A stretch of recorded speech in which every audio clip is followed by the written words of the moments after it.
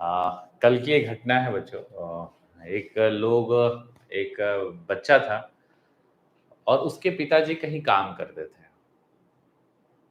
जैसे ही हमारे यहाँ स्कॉलरशिप टेस्ट दिया तो हमारे बारे में अपने पिताजी को बताया। उसके पिताजी पढ़े लिखे नहीं थे, तो उसके पिताजी ने जहाँ वो काम करते थे उनसे उन्होंने कहा कि ज़रा देखिए ना ये कैसा है, क्या है?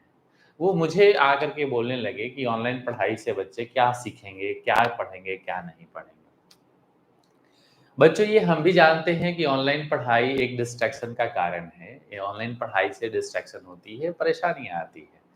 लेकिन कोई और साधन नहीं है जिससे हम तुरंत आप तक पहुँच पाएँ। शिक्षा ना होने से शिक्षा होना बेहतर है।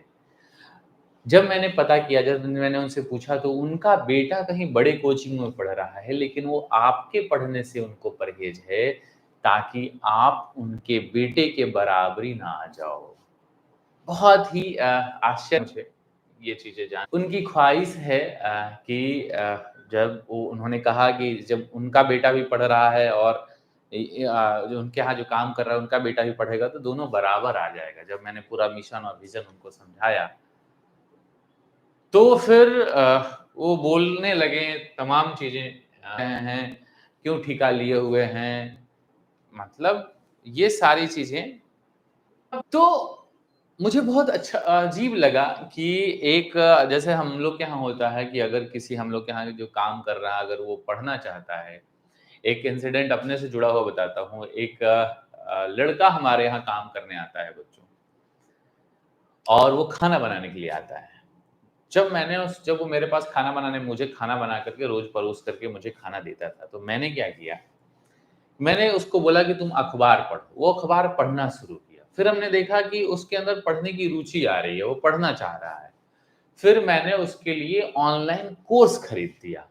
अब वो ऑनलाइन कोर्स के ज़रिए वो पढ़ाई करने लगा। मैंने उससे बोला कि जिस दिन तुम 8 घंटे पढ़ाई करने लगोगे, मैं खाना बनाने के लिए दूसरे पर्सन को रख लूँगा। उसको डर लग गया कि अरे कहीं ऐसा ना हो कि मुझे हटा देंगे। मैंने कहा उसे कि तुम पढ़ाई करो, खाना कोई और बना लेगा मेरे लिए। और उस दिन के बाद से वो धीरे-धीरे पढ़ाई करने लगा और आज वो अच्छे जगह पर है। तो ये चीज़ें होती है कि जब भी आपके यहाँ कोई काम करने आए, तो उसको प्रमोट करिए ताकि वो भी आपके साथ मेन स्ट्रीम में आए।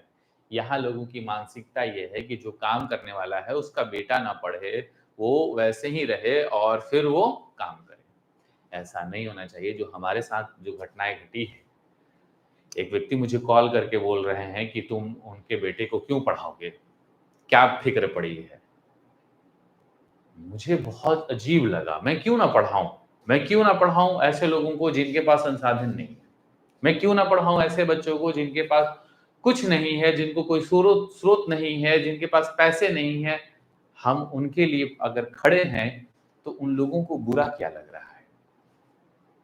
मुझे मना करते हैं कि तुम मत पढ़ाओ, वो गँवार है, गँवार ही रहेगा। अरे भैया!